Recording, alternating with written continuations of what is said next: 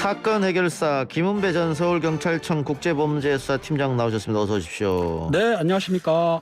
지난주에 가장 논란이 됐던 게 고양시 일산에서 촬영된 학교폭력 의심 동영상이었습니다. 이 가해자와 피해자 모두 장난이라고 얘기하고 있긴 한데 그냥 우리가 동영상 봤을 때는 뭐 목을 조르는 행위라든가 여학생이 남학생의 성기를 이렇게 터치한다든가 분명히 괴롭힘 같던데. 그렇습니다. 네. 그 7월 13일 날 고양시 일산동구 마두역 부근에 있는 빌딩 그 주차장인데요.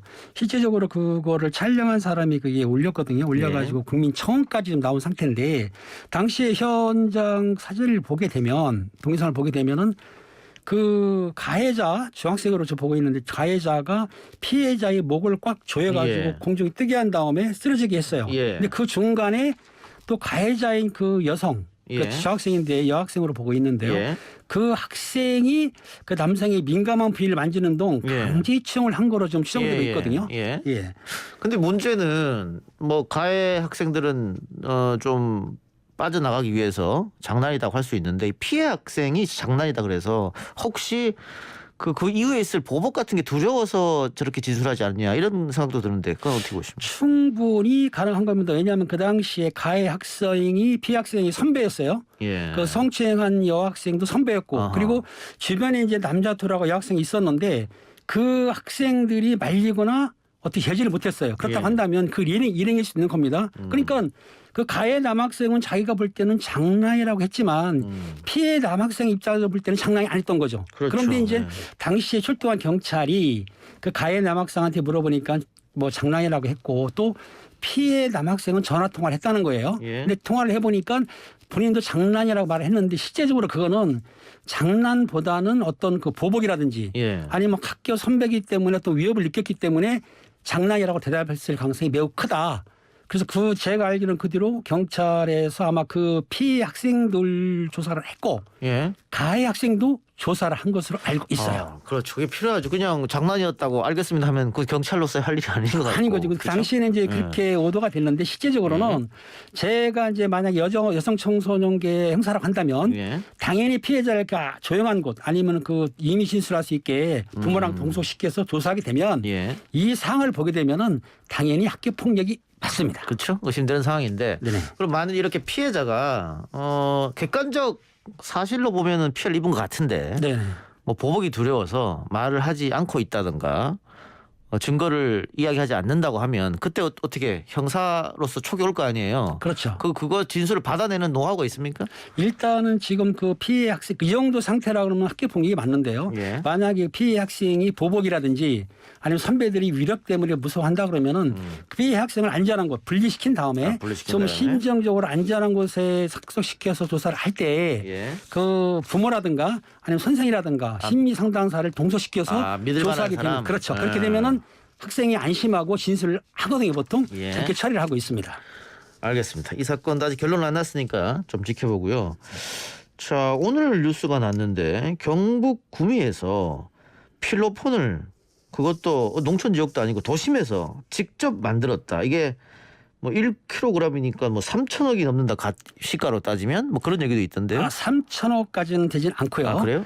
지금 이건 내용이 뭐냐면 부산청에서 이제 발표한 건데요. 33억? 마약류 관리법의 법률 위반으로 30대 남성이 그 구속돼가지고 검찰에 송치를 했습니다. 근데 이 남성이 뭘 했냐면은 혹시 여러분도 아시겠지만은 그 일반 의약품이라고 우리가 의사의 처방전 없이도 구할 수 있는 약이 있습니다. 그 약을 몽땅 모아가지고 자기 원룸에서 이걸 추출을 했어요. 무슨 말이냐면 추출을 해가지고 필로폰 즉 히로뽕이라고 하는 건데 영어로는 메스암페탐이나 부르거든요.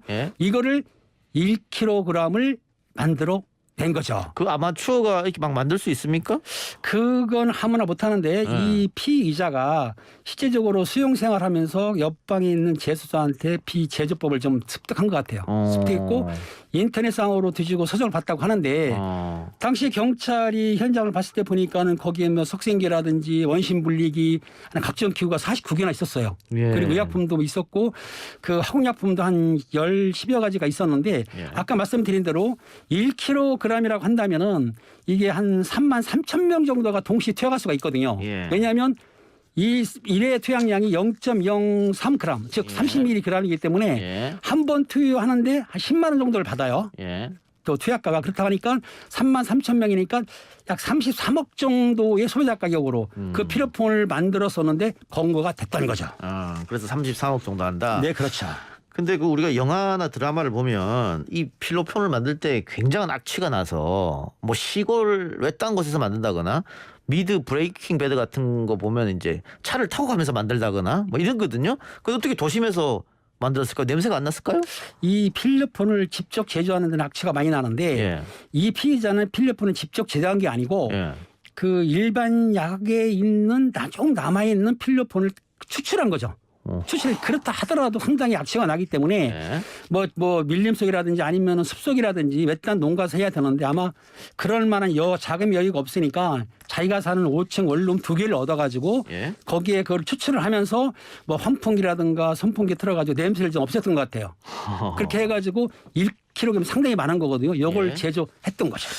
그러면은 이게 전문적 기술도 필요하고 아무리 본인이 인터넷 뒤지고 뭐 동료 재소자한테 배웠다고 합니다만 이게 공범 없이 가능할 수 있었을까 이런 생각도 드는데. 그래서 경찰에서 요거 때문에 혹시 윗선이 있는지 예. 아니면 필로폰을 제조했다 하더라도 판매해야 될 거 아니에요. 예. 누가 삽니까? 유통업자가 있어야 되거든요. 예. 이 건에 대해서 지금 조사를 해봤는데 아마 이 사람이 그런 거 공범 내용이 아직은 안 나온 것 같아요. 물론 더 앞으로 철저하게 수사하게 되면은 어느 정도 공범이 나올 수도 있을 것 같아요. 조금 더 봐야겠다. 그렇죠. 알겠습니다. 자, 경사님도 마약 사건 많이 하셨잖아요. 그렇죠. 예, 오늘 소개할 사건도 이태원 클럽 마약 유통 사건이네. 예, 이거는 좀 특이한 경우인데요. 저희가 이제 첩보원들이 있습니다. 제보자가 있는데 제보자가 제보를 했던 거예요. 내용이 뭐냐면은 그 모텔 쪽에서 사람들이 모여서 필로폰을 집단으로 투약하고 있다는 제보를 받았어요. 모텔에서. 예, 모텔촌이 이제 집중되어 있거든요. 예. 그래서 그쪽을 탐문색해서 특정 모델을 우리가 찾았거든요. 예. 찾아가지고 보통 옛날에 보면은 쓰레기를 모텔 앞에 내놓거든요. 예. 그 쓰레기를 뒤져보니까 그 안에 일회용 주사기하고 솜이 나오더라. 쓰레기 봉투를 뒤지니까. 예, 플러스에서 그 빈 물병도 나오더라. 왜냐하면 그 필로폰이나 마약 투약하는 사람들이 갈증이 나기 때문에 물을 많이 먹거든요. 아하. 그래서 잠복하다가 그 투약자들을 검거를 했습니다. 예. 검거를 했는데 그 투약자들한테 공급한 그 유통업체를 찾아야 될 거 아닙니까? 그렇죠. 그게 그래서 중요하죠. 예. 압박을 했더니 이태원에 있는 모 DJ라고 진술을 받았던 거죠. 클럽 DJ가 유통을 했다. 그렇다. 그래가지고 그러면 확인하기 위해서 우리가 이태원 클럽에 찾아갔습니다. 예. 근데 입구에서 들어가려고 하니까 입구에 보면 기도라고 있죠. 예. 기도. 기도라면 이상한데 아무튼 그 앞에 앞에 지키는 사람들. 키가 있습니다. 예, 가드가 있는데 예. 가드가 저희를 못 들어가게 한 거예요. 왜? 나이 먹은 사람은 입장이 안 된다. 이태원 클럽 그렇습니다. 예. 그래서 이제 그 신랑이 하는 사이에 누가 하나 싹 지나가더라고요. 신경도 안 썼죠. 예. 그러고 나서 이제 도저히 안 되겠다 싶으니까 신분증을 내놨다. 자, 형사들인데 집에를 오라 그래. 예. 집에를 안내 받아서 그 DJ 박스에 가니까 DJ 박스에 사람이 없는 거예요. 이미 도망갔군요. 그러니까 그 지나갔던 사람이 DJ인데 실경이 한 걸 보고 형사한 거 눈치채고 도시한 거예요. 그 좀 젊은 형사들로 좀 파견하지 그랬어요. 젊은 형사를 하더라도 10대나 뭐 20대 초반이 아니기 때문에 그리고 제 인상이 젊어 보이는데 그렇게 안 바꾸는 것 같아요. 어떻든 그 뒤따라 갔는데 주차장에서 차를 몰고 도주하는데 뒷차량 4자리만 본 거예요. 예. 그래서 바로 이제 우리가 차를 몰고 뒤따라 갔는데 놓쳤어요. 도망갔겠죠. 예. 그래서 혹시나 싶어서 이태원 일대를 차를 계속 도졌는데도 그 차를 발견을 못했습니다. 예. 그래서 이제는 놓쳤구나. 뭐 할 수 없다. 수배하면 되지. 하고 이태원 상거리 쪽에 그 나눠진 데 있지 않습니까? 예. 차 가다가 빨간불에 들어서 차가 서 있는데 건너편에 맞은편에 그 차 번호에 운전자가 딱 같이 정지가 된 거예요. 어허. 얼마나 좋습니까? 예. 그래서 바로 차를 핸드브레이크 걸어놓고 빨간불이니까 걸어갔죠. 가가지고 갔는데 다행히도 그 피의자가 운전석 창문을 3분의 1쯤 반쯤 열어놓은 거예요. 예. 그럼 먼저 어떻게 하냐면 차 시동을 빨리 꺼야 되겠죠. 예. 차 키를 뺐고 바로 수갑을 채웠던 거죠. 창문이 열려 있었으니까. 물론 닫혀 있으면 뭐 깰 수도 있고 한데 예. 열렸으니까 얼마나 좋겠습니까. 그런데 그 시간이 걸리다 보니까 빨간불이 파란불로 변하니까 이태원 얼마나 바쁩니까. 예. 차량이. 예. 난리가 난 거예요. 예. 빵빵거리고. 예. 그래도 어떻게 해요. 우리는 범인을 잡아야죠. 검거해야 되니까 예. 범인을 체포해서 제 차를 옮긴 다음에 교통경찰 불러서 차키를 주면서 이 차 좀 상대편 차를 빼달라. 예. 그래가지고 그 친구를 무사하게 사무실로 호송을 아. 했던 거죠. 그러면 그 유통책 DJ는 그 도망가려면 멀리 가지 왜 그 동네를 뱅뱅 돌았을까요? 그래서 저도 이해가 안 가는데 그 친구 입장에서는 예. 형사들이 갔다고 생각해서 예. 자기 혹시나 싶어서 자기 소지품을 찾으려고 차를 대놓고 하려고 한 바퀴 돌았던 거예요. 예. 그 실수를 했던 걸 우리가 캐치를 한 거죠. 그럼 어쨌든 그 교통경찰이 와서 그 차를 치울 때까지는 예. 그 일대 도로는 조금 마비됐겠네요. 상당히 마비됐죠. 난리가 났었죠. 왜냐하면 차를 우리가 그 빨간불이지만은 차를 세워놓고 가야 되기 때문에 할 수 없이 그 시간이 걸리는 상황이기 때문에 파란불이 와더라도 우리 차 때문에 차들이 못 갔던 거죠. 근데 마약 사범 검거 이야기 들으면 이렇게 줄줄이 사탕으로 이제 엮어 간다. 그러니까 방금 말씀하신 것처럼 마약을 투여한 사람을 잡았다가 그 위에 유통은 누가 했냐? 그럼 유통업자 잡았다가 공급책은 누구냐? 공급집 잡았다가 만든 사람은 누구냐? 이렇게 간다고 하는데 맞습니까? 그게 이제 마약 사범들은 점조적으로 했기 때문에 실제적으로 마약 제조팀이 있고 유통업자가 있고 이제 구매자가 있는데 실제적 같은 경우에는 그 유통업자들이 그 단속이 안 되려고 휴대폰 같은 경우는 대포폰을 쓴다. 그리고 이 던지기라고 들어보셨는지 모르겠지만 직접 만나서 마약을 주는 건 아니고 어떤 그렇게 장소를 정해서 돈을 받은 다음에 거기 던져놓는 거예요. 그러면 구매자가 찾아가기 때문에 실제적으로 마약 그 유통업자라든지 아니면 제조자 찾기가 매우 힘든 어렵죠. 상황인데 그래도 불구하고 마약팀 수사라든지 강력수사팀들이 많이 검거하고 있죠. 그러면 이 던지기는 어떻게 검거합니까? 방금 말씀하신 것처럼 뭐 현장을 적발도 안 되는 거고 이거 던지기 수법으로 마약을 구매하는 사람들은 인터넷으로 구매를 하니까 그렇죠. 누구한테 샀는지도 모를 텐데. 그러니까 지금 그 실제로 던지기를 많이 검거는 못하고 인터넷 사이트도 추정하는 방법이 있거든요. 노하우가 있는데 어떻든 구매자하고 유통업자하고 연락을 했다고 한다면 연락을 찾는 방법이 있거든요.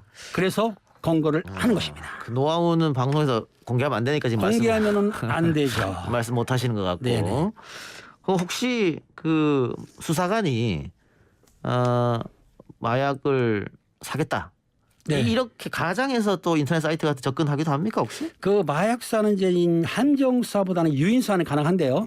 마약을 갖고 있는 사람한테 내가 구입하겠다고 한다면은 그건 함정수사를 안 보기 때문에 가능한 거죠. 함정수사 하면 안 되는 거예요? 원래 함정수사를 못 하게 돼 있는데요. 마약범에 대해서는 그 마약을 갖고 있는 사람한테 사겠다는 가능합니다. 내가 마약 갖고 있으니까 사라 이건 안 되지만 마약 갖고 있다는 사람한테 내가 구입하겠다고 하는 거는 가능한 수사가 됩니다.